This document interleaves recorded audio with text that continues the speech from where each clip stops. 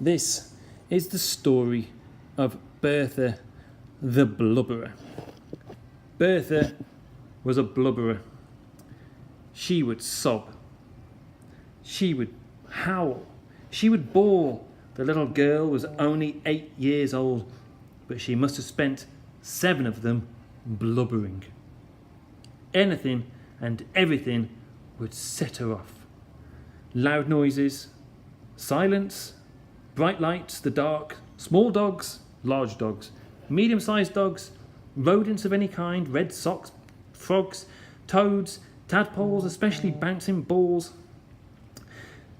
fireworks, dust, the heat, the cold, ducks, geese and swans, orange juice with bits in, burnt toast, kettles, stickers, wet grass, park benches, men with tattoos, low-flying aircraft, the colour purple, cat hair, rain, water slides, mud, anything made of plastic, Christmas crackers, the raisins in raisin biscuits, bouncy castles, smells of any kind, even the nice ones, clouds, moustaches, vegetables, burps, monobrows, nostril hair, ear hair, and anyone in a hat. The little girl had a younger brother called William. From the day he was born, Bertha was beastly to him. She hated having to share her parents' attention. Then, one day, Bertha discovered a wonderful thing. She could cry and blame it all on her little brother. And the more she cried, the more attention she got. So the girl thought of more and more wicked plans to make William look horrid. Bertha's favourite ploy was to cry and cry and cry alone in her room, pretending her brother had hurt her. When her mother bounded up the stairs to see what was wrong, Bertha would blub through a river of tears. "Mama, it was William. He pinched me. William pinched me hard on the arm." Sometimes she would elaborate on the lie by actually pinching herself. Bertha would then offer up the very tiny red blotch on her arm as evidence of her brother's beastliness. "Ah!" she would wail. Then mother would burst into her son's room next door to confront the boy. Young William was usually reading or playing quietly with his earplugs in. He had endured a lifetime of bawling and had therefore fashioned earplugs out of marshmallows so he could get on with things in peace. "Why did you pinch your darling sister?" mother would demand. "What?" William would reply. It was hard to hear with marshmallows in his ears. "And why have you got marshmallows in your ears?" William would take out the marshmallows and protest his innocence. "I haven't touched her, mother," the boy would plead. "I've been reading in my room the whole time." "A likely story," mother would declare. "No pudding for you after dinner tonight. But, no pudding for a week. But, no pudding for a month." Eventually the boy would fall silent. He liked pudding, but not as much as his sister. The little girl loved pudding, even more than she loved crying.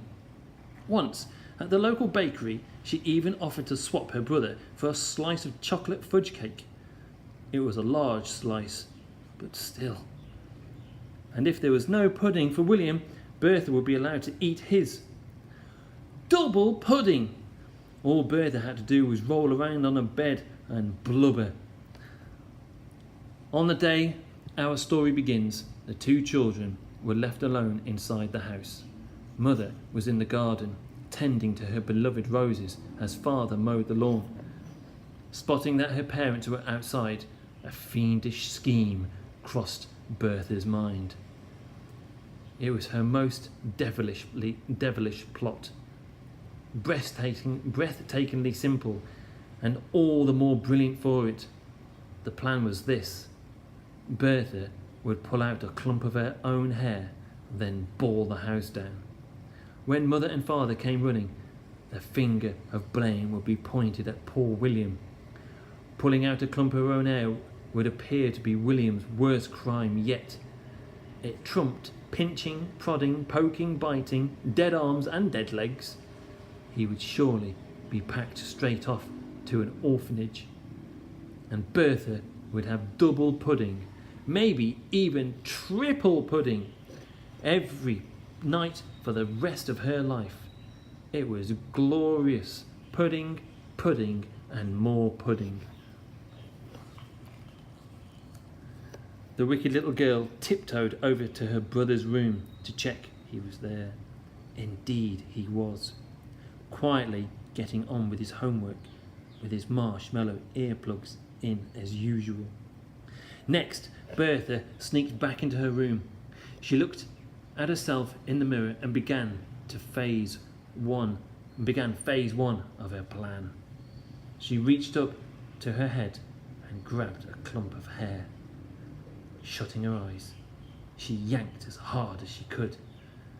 Bertha didn't need to pretend to cry. The pain was so intense that she couldn't help but yell. "Wah!"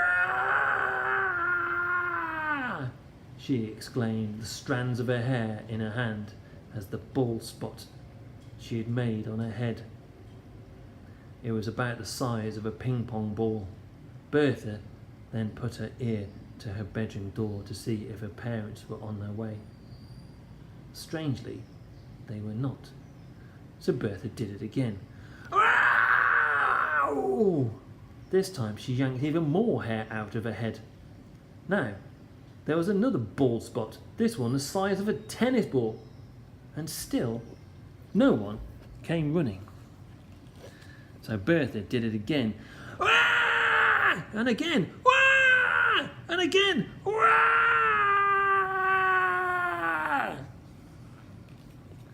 The pain was so extreme that Bertha's eyes were now stinging with tears. She could barely see what was going on anymore. Yet, still, the girl yanked out more and more of her own hair. Eventually, wiping the tears from her face, she stared in the mirror. Bertha was now completely bald, except for one lonely strand on the top of her head. Just then, she heard a noise. Bertha's eyes darted to her bedroom door. To her horror, her mother, father, and brother were all looking at her through the door crack. Bertha stared at them for a moment, and they stared back at her. How was she going to explain this? Bertha didn't know what to do. So she did what she always did. The girl screwed up her face and began bawling. It never failed. Except this time.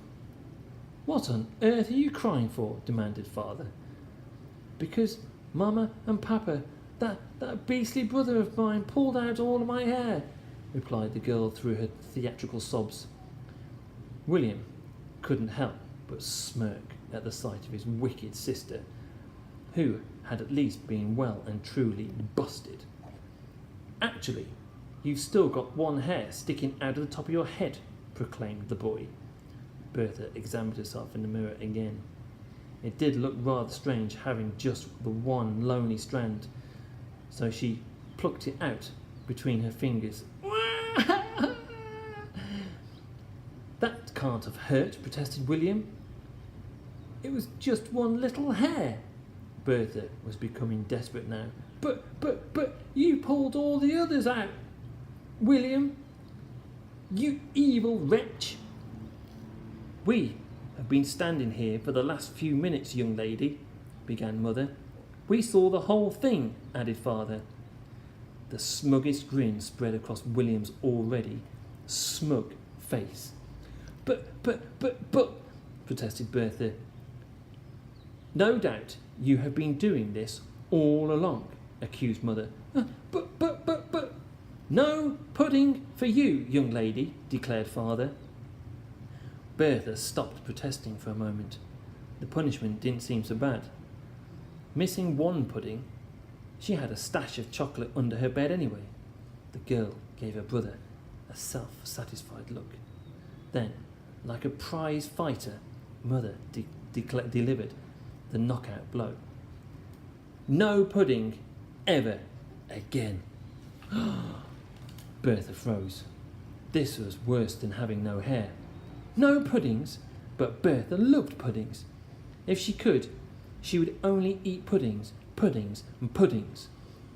How could anyone live without cake and ice cream and meringues and cream and sponge cake and Eton mess, custard tarts and treacle sponge and French fancies and apple crumble and custard and jelly and spotted dick and cupcakes and jam roly-poly, sticky toffee pudding, chocolate mousse, trifle, brandy snaps, and all preferably eaten in one sitting. Really, Mama, pleaded the girl, this can't be true. No puddings forever. Forever and ever and ever, replied Mother, who was mightily cross that her daughter had fooled her for so long. Now, every night, Bertha would have to watch her brother across the dinner table, savouring every last morsel of not only his delicious pudding, but what would have been Bertha's too. Double pudding. Most evenings Mother would give William her own pudding as well, to make up for his harsh treatment over the years. Triple pudding. Often the boy would be allowed to eat his father's pudding too. Quadruple pudding. It was torture for the girl to watch her brother eat her favourite pudding night after night after night, while she had not one crumb. Bagel tart, Arctic roll, Eton mess. William would lick the bowls clean. To make matters worse, under the table, the boy would pinch his sister's leg as he scoffed away. He pinched me, Bertha would cry. Nobody ever believed her. Bertha the Blubberer had blubbed too many blubbers. The end. Stop blubbing.